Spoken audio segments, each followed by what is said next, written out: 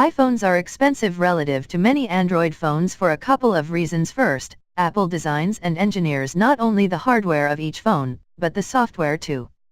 Apple crafts and controls the entire user experience. Historically, competitors like Samsung have built the handsets and used Google's Android operating system to run them. Carefully integrating software and hardware is more resource-intensive, and thus, naturally, raises the price of the phone.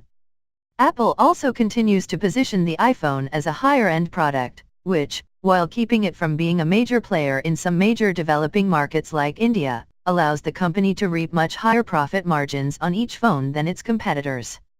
The gambit has worked. Thus far, the iPhone is the most profitable product in modern history. I'd add another point, though. When you consider everything that goes into the iPhone, and the fact that there are dozens of metals that must be sourced from every corner of the globe, manufactured at scale by hand, each at sometimes a rather high human cost, and that there are scores of highly complex component parts like gyroscopes, accelerometers, multi-touch sensors, Gorilla Glass, and incredibly compact and powerful A-series processors, the iPhone is, in another sense, rather inexpensive. It can do more than many 5-year-old computers can, for a fraction of the price. I know it never seems like that when you're wandering into an Apple store, but it's relative. Like, share and subscribe to Tech Molecule.